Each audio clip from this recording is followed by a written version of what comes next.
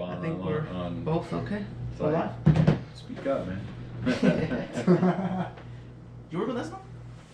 I used to, yeah. Okay, That's nice. how I met him. Oh, Working at okay. Master Yeah. Blaster, yeah. Makes more sense. That's how Yeah. I met him actually, is through Esteban too. Nice. Yeah. Okay. Tight. Hell yeah. So how long have you guys known each other? Now, what'd you say? Oh, shoot. 4 years, Oh, wow. maybe. Give or take a couple months. Nice. Yeah. That's cool. Yeah. Yeah, he's about the only guy I talked to from that company. I mean, well, him and this guy, Nick. Hmm. But Esteban talks to Nick, too, so. Okay. But, yeah. That's what's up. And so, yeah, so you met him through plumbing, right? Yep. That's tight. Do you like plumbing? Yeah. Yeah. Fuck yeah. I do. I like to problem solve. I like to build shit. What would you say is the, I guess, most challenging part of being a plumber? Dealing with general contractors Hmm. and the schedule that they push down your throat. You know, they don't ever think of what could go wrong. They just want to push forward, make it work, but they don't think of the time that it actually takes to make it work. You know, and there's always problems that pop their heads up, and then you got to get answers. As soon as you get the answers, they want it done like that. But you know, it's just it's a rat race. Yeah. It really is. You know, you kind of gotta put that behind you and just move forward with it. You know, but it's fun. Nice. So Yeah. it's good money. Yeah, I hear. You know, Yeah. I definitely would like to get yeah. into plumbing. It's yeah, you know, it seems I like problem solving. You know, I like work with my hands, and definitely seems like something that'd be, you know, a great trade and you know something to get into. Mm-hmm.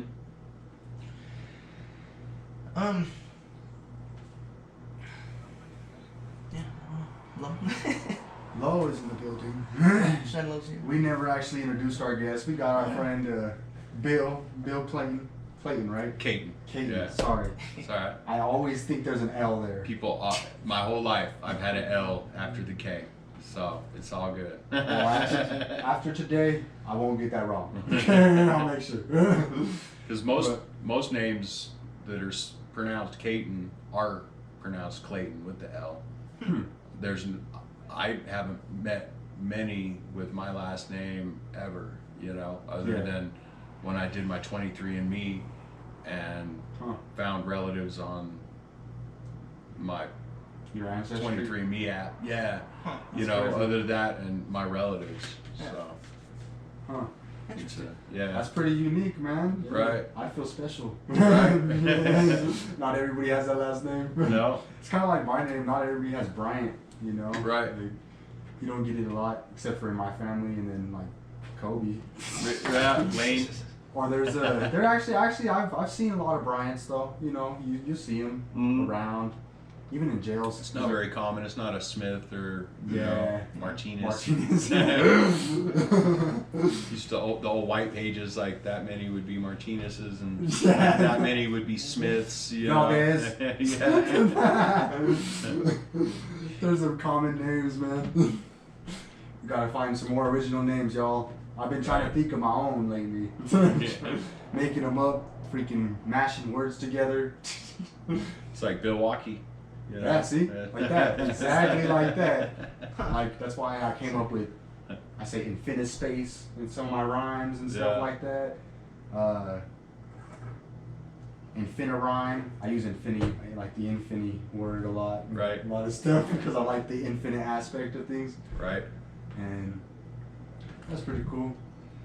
But how about you tell us more about yourself, like your line of work and, you know, things that you're into? Oh, I'm a plumber by trade. Mhm. I got my journeyman's license back in 2004. I've held it ever since. You just got to pay every couple of years once you get it. Okay. And I did that till about 2008, 2009. We had the market collapse. Freddie and Fannie Mae doing shady mortgage business, you know, crushing the economy. It just wiped out construction, you know, and that's one problem with construction is it has its ups and downs. Yeah. You know, like COVID.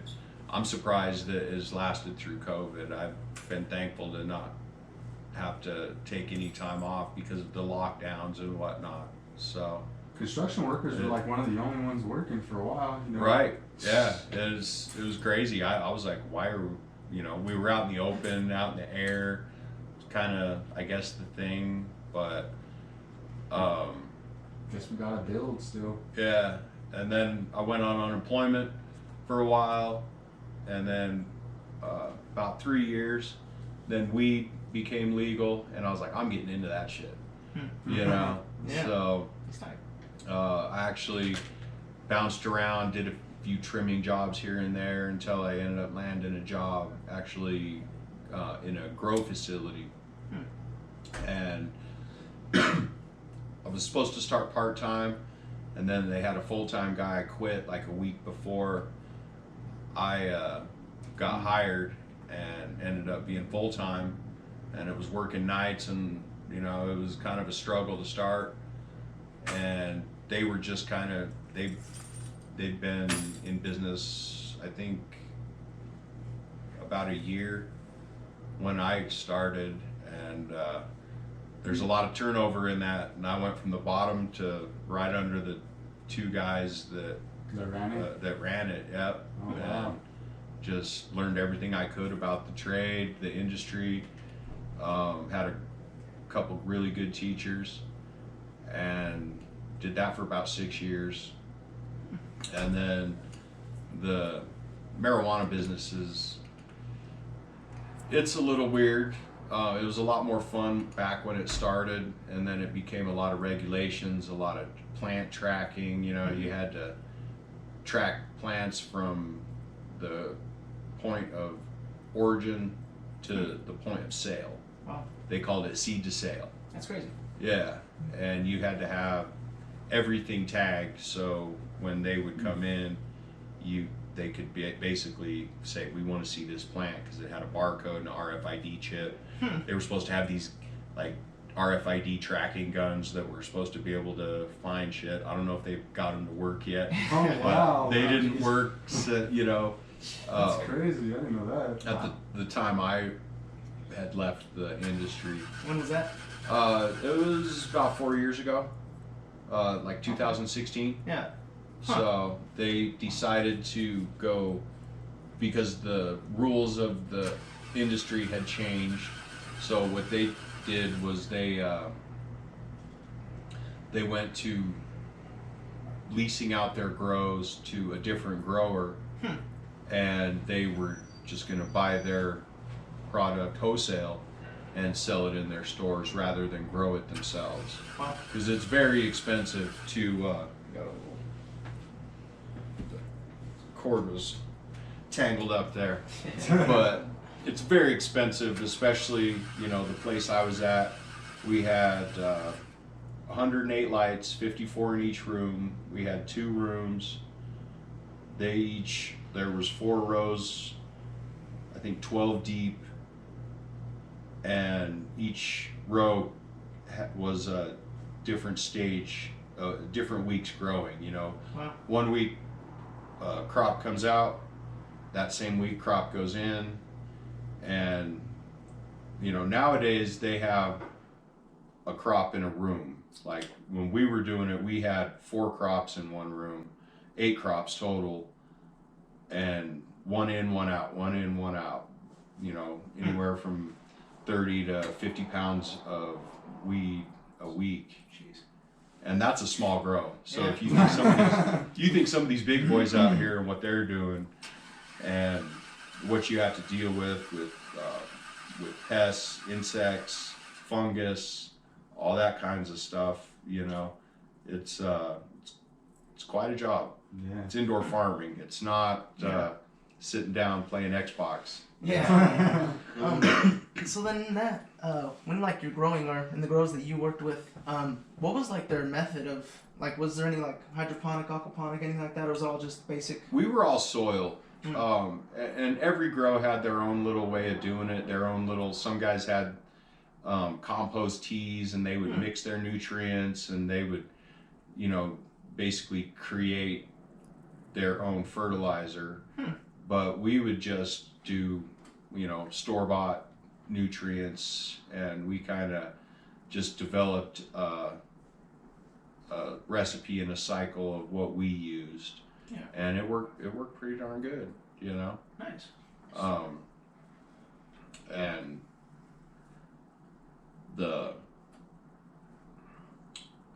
And when you start growing, you just kind of develop what works for your facility, or, you know, say you're doing at home, you got a tent, you know, just because someone tells you, oh, this shit's the bomb, you got to use this and this and this and this, you know, you can try that and it's not going to work for you. And, you know, that's kind of part of the journey of growing pot, is to find out what works for you in your situation, in your environment.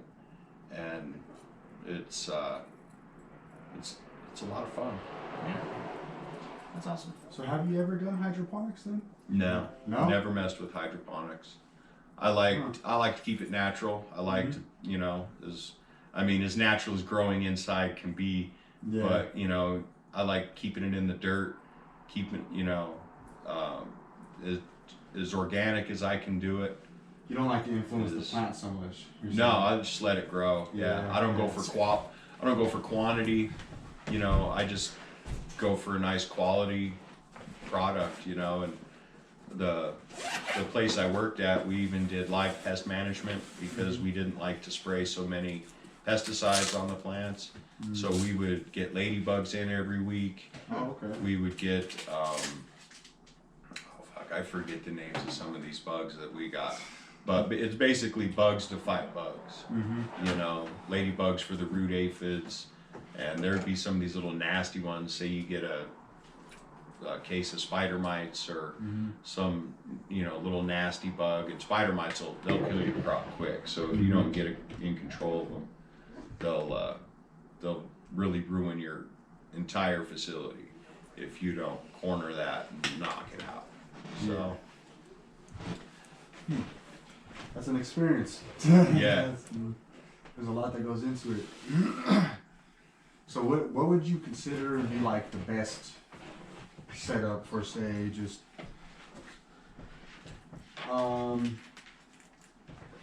in general, actually? The best, you really can't beat high pressure sodium lights. I mean, they do have some double-ended bulbs, but the technologies, it's kind of like cell phones right now. I mean, every 6 months they got something new coming out that's, you know, but if you want to talk about price, you know, affordability, product quality, it's nothing beats a nice high pressure sodium 1,000-watt bulb. I mean, they're inexpensive. It just works, you know. Yeah. The LEDs, they work, but they don't have they're just not caught up to the quality of a nice 1,000-watt high pressure sodium.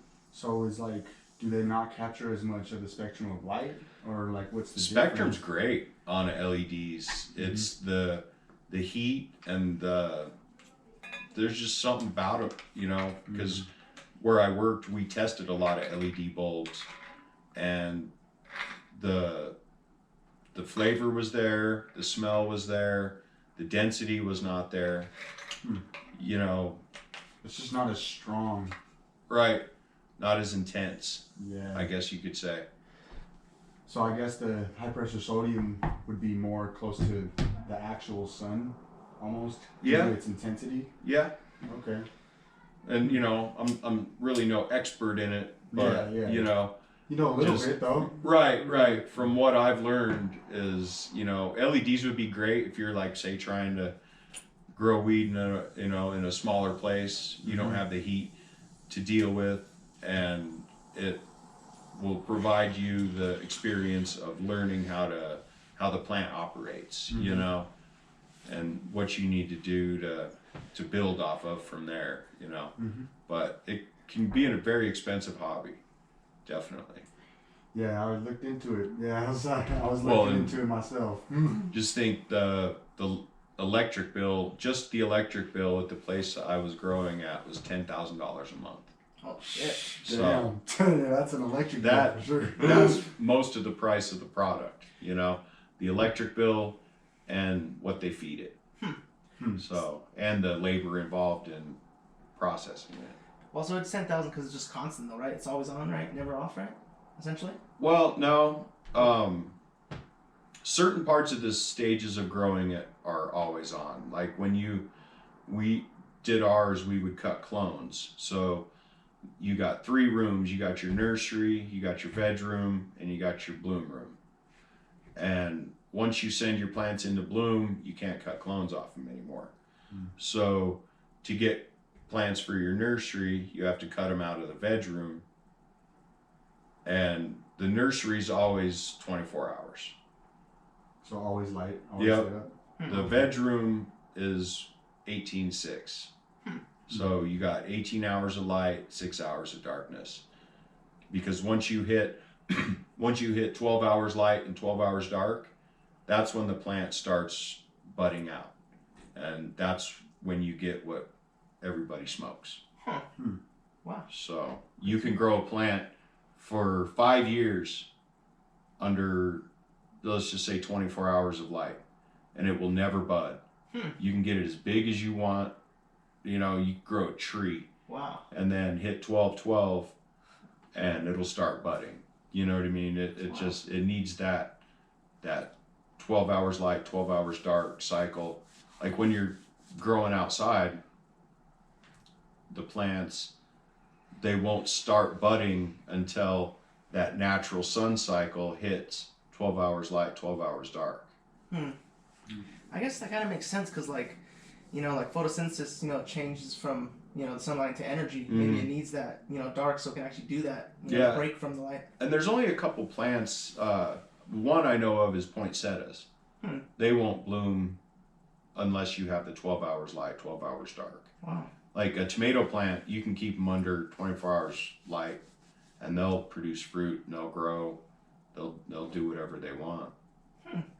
So not all plants are like that, but marijuana is one of those. That's cool. Yeah. I have to grow me a big ass bush. Yeah.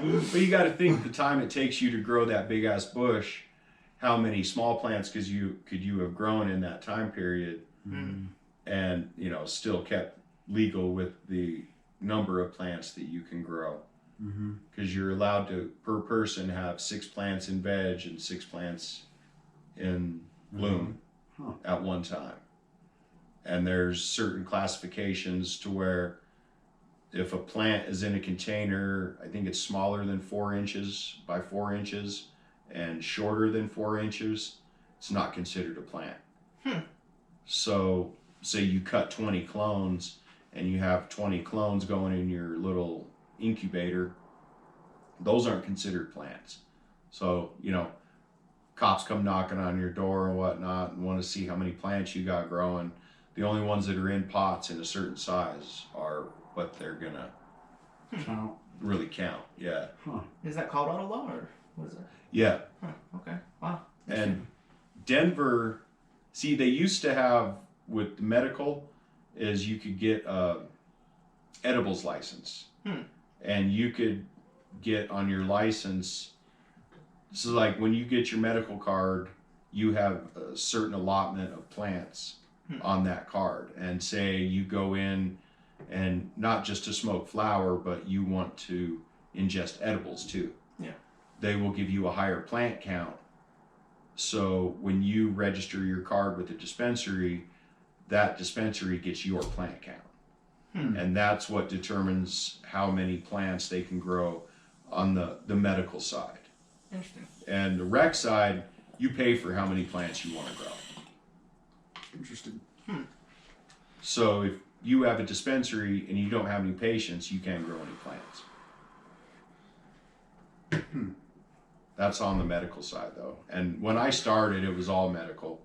And through my whole career, we didn't even really start doing recreational weed until the very end. And it was only like the last few months before I was laid off. So.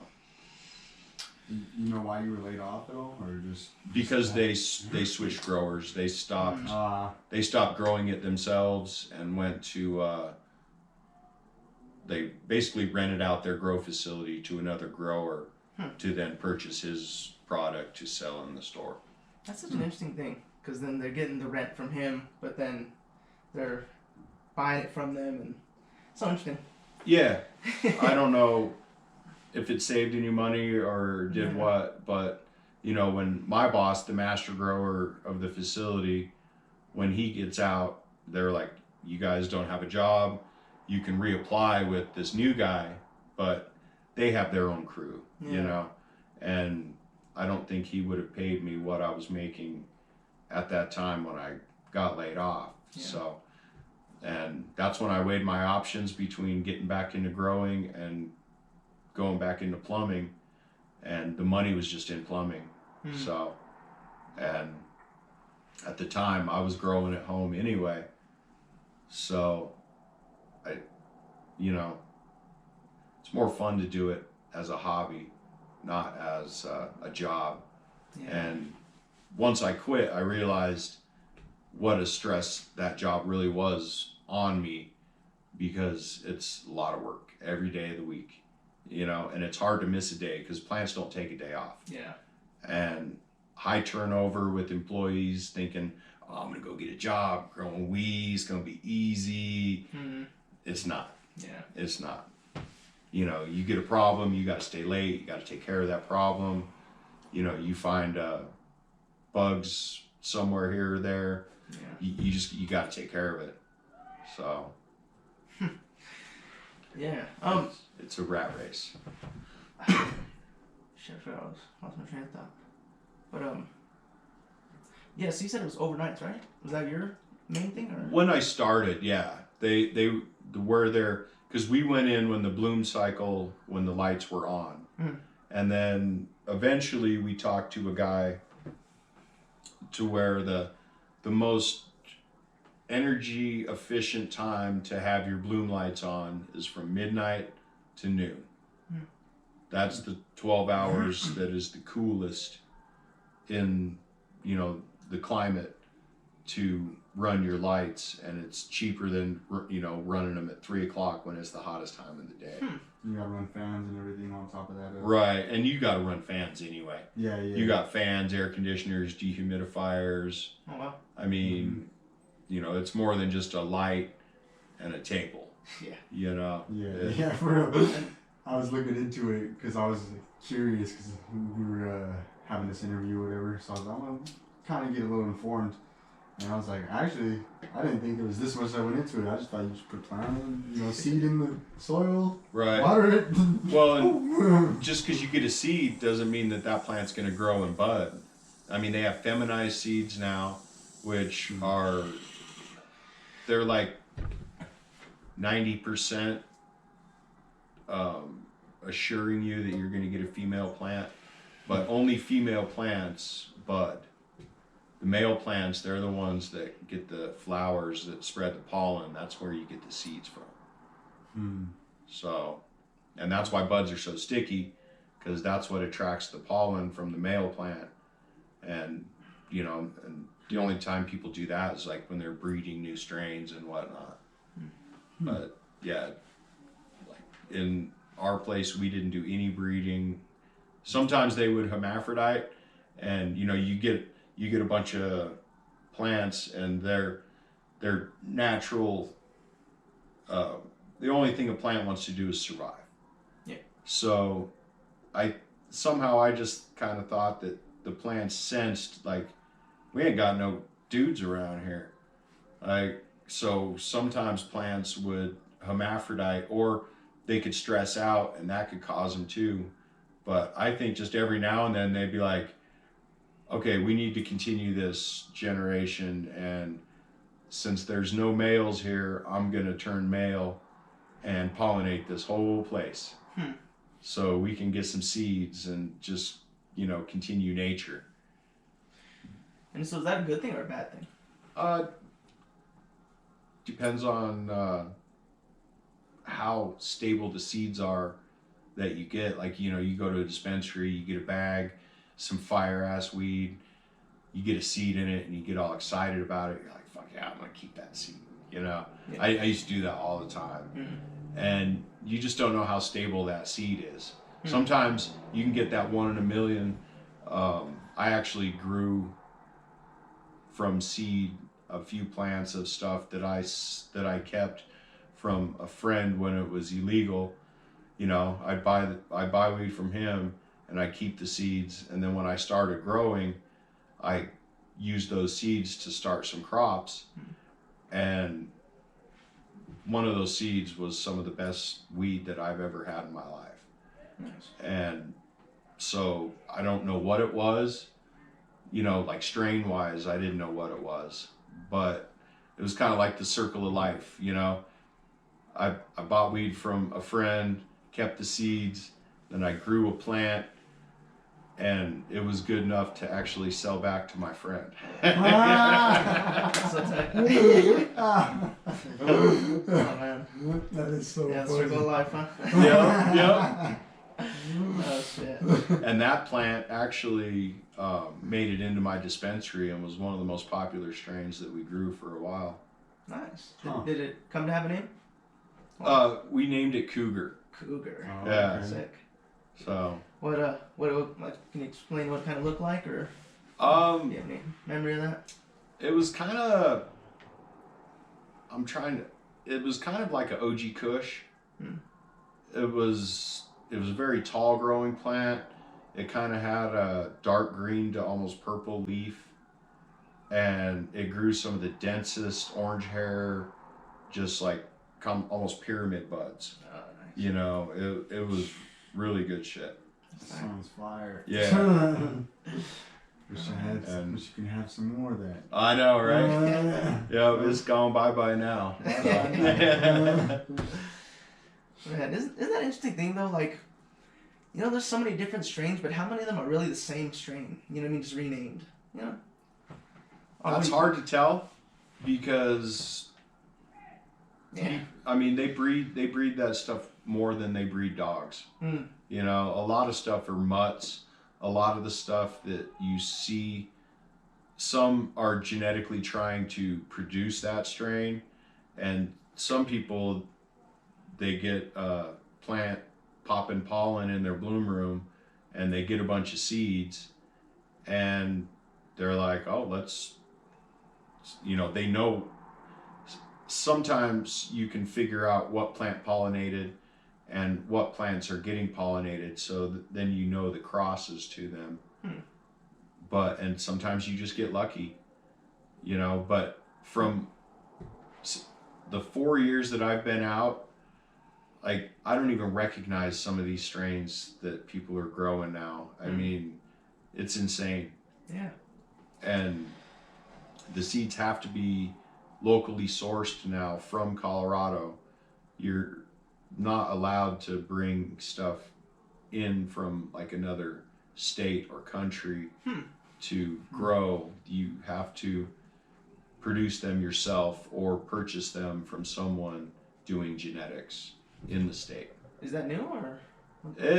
It's about 4 years old, Okay. maybe 5 years old. So not when 2014 happened, but a little after. Right. Interesting. Oh yeah, back when it started, who knows where these strains came from? Yeah. You know, I brought strains from home.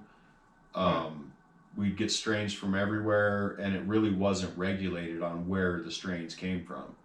So, you know, I'd go down to the clone store, get a clone, bring it home, grow it, be like, damn, that's fire. Hey, you want this strain? You know, we'd go out on break, smoke it, try it out, be like, yeah, let's get that in here, you know, and it would become a strain at the store, Wow. you know. That's tight. Yeah. Kind of, I don't know how legal it was, Yeah. but, you know, not naming names here, so. Yeah, man. Yeah, that's how, you know, the beginning of industry, it's how it begins, you know, starts somewhere. Mm-hmm. That's Well, the whole industry was started by drug dealers. Yeah, I mean, I mean, no they doubt. just became legal overnight. Yeah. So, of course, Struck gold. yeah, there's some shady ass people in that industry that are millionaires now, you know, legally. Yeah. Not to say they weren't thousandaires before that, but, you Yeah. know. That's interesting. That's crazy. So, like, your experience with, like, I guess, owners and people of like, you know, the business that were like higher ups, like what were their attitudes? Like were they in it for like the actual, you know, cannabis itself, or were they just more like money driven business? The owner of my company was a commercial real estate agent. Mm. That's where his money kind of came from. Mm. So, but he had a passion for marijuana. Okay. And he wanted a company that did it right, and he wanted to raise the bar on the industry. You know what I mean? Yeah. And man, they went through some times. You know, we tried to help some people out with the grow, help them get their bills straight so they could, you know, open their facility. And as soon as they helped pay for a bunch of stuff, the people in that other place just shut the door to them. It was like, thanks for getting us running. And that took a few years, lawsuits, lawyers, Yeah. a bunch of stuff. They ended up actually winning the whole facility back, and those ladies got kicked out. But it was no quick process whatsoever. But a lot of shady stuff, you know. And then you got just people that came into the industry with all kinds of money, like, you know, Green Solution, which is probably one of the biggest trash dispensaries in Colorado. I don't mind dogging them at all because their weed shit, their facilities are shit. They were dirty as fuck. All they are, they're just money hungry. Corporate. They don't give a shit. They're, you know, they had the money to pay off the place, and, you know, people can test me on that or not, but Green Solution's trash. I would never shop Green Solution. I never did. Ever shop Green Solution. Definitely a little more expensive. The only time I ever really went there was the first day of 2014. Right, yeah, when it went wreck. Yeah. Yeah. And they paid a lot of money to get where they're at. Yeah. But, Wow. you know, it's kind of not who you know, it's how much you pay them. Yeah. Wow. So, Interesting. yeah. So what would you say is the best dispensary in Colorado then? It's kind of hard to say.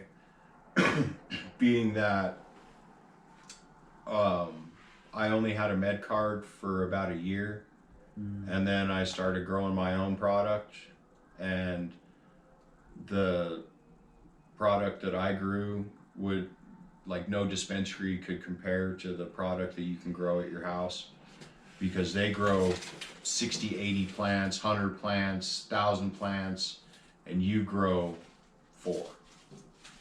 You can tend to those plants a lot more, treat them better, give them the exact environment they want, do it all organically. You don't have to worry about, you know, because more plants, more problems. You get bugs you can't get rid of, root aphids. So then you start spraying them with all kinds of stuff, you know. And when you grow in your house, you can basically avoid a lot of that.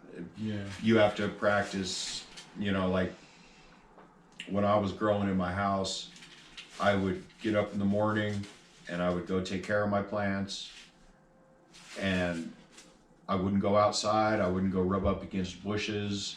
I wouldn't do anything until my plants got taken care of. And then I would start my day doing other things, because you don't want to bring anything outside into that place. You know, it's a controlled environment, and you want to keep it that way. And it's almost like a cadence, you know. You just get a routine and you stick to it, and the problems will just kind of not arise as much, you know. Especially if you're the only one that goes in there and tends to everything, you know. It's like having a grow is not something to be like, hey, everybody come look at it, you know, because they could have brushed up against a bush, and then all of a sudden you notice in a few days you got spider mites. And then you gotta figure out what to do with that. You just take the plant out, you spray it with some pesticides, you know, what do you do with it? Yeah. So. Oh. Never really thought about that much, but yeah, that's Yeah. cool. It's a lot more than just pouring water in dirt. Yeah. Yeah. Yeah. And even, you know, when I had a grow at my house, it was every day go in, look at the plants, check the leaves, make sure there's no evidence of bugs being on there, anything, you know, staring at the dirt, looking for something to move. You know, you just kind of got to keep up on that No the doubt. best you can. And you still get stuff in there, you know. Man. It's natural. Yep. Yeah. And, you know, there's really nothing you can do about it other than, Prevent it as much as you yeah. And I used to think spiders were good. Be like, oh, I'll keep some spiders in there and they'll eat all the bugs. But there's one thing, like if you have root aphids are asexual. So what spiders do, and ants do it too, ants are bad for the grow because ants in their little colonies, they'll farm root aphids because they're asexual, so they just poop babies out. They don't have to have sex to have young. They just walk around shitting babies out. And spiders will put root aphids in their web and feed their young with them. So they will kind of perpetuate your problem because they'll house root aphids and then all of a sudden they're little aphid factories for all their young and whatnot, you know. Shit. So Yeah. they're good and bad. Yeah. It's kind of a catch-22 there. Yeah, I just gotta find the balance. Mm-hmm. Interesting. So you just plumbing now, huh? Yep. Back to plumbing. Couldn't beat the money. So, and it's a fun industry. It's, you know, keeps my mind going, keeps my mind clicking. What made you decide to get in plumbing? Kind of a last resort, you know. Sick of warehouse jobs, sick of just normal ass not getting paid enough to, you know. I knew I was worth more than what I was doing, you know. I feel you. After I got out of high school, I had a scholarship to Colorado Institute of Art, won that in the Denver Art Show. Oh wow. I won a Best in Color, and that kind of pissed that away. But So was it like art, like drawing, or? mm-hmm. Oh, that's tough. Yeah, well, and what I won for was a computer art, and back in '94, that was kind of unheard of. Oh, that's tight. So, that's really I was a little bit ahead of my time. My teacher, because I went to Lincoln, I heard you say you went to West the other day. Yeah, West High School. Hell yeah, fucking Denver alumni. Yeah. Let's go BPS, But- huh? Yep. Yeah, but my art teacher, he was way ahead of his time, and he had a great mind on it. You know, one of my mentors of my schooling career was my art teacher at Lincoln High School. So, doing a lot of computer art, so I got that scholarship, and I didn't know what I was getting into going to this school. I went back to all hand drawing. It's like, dude, I've been doing lettering for years, you know, like, where's the computers at?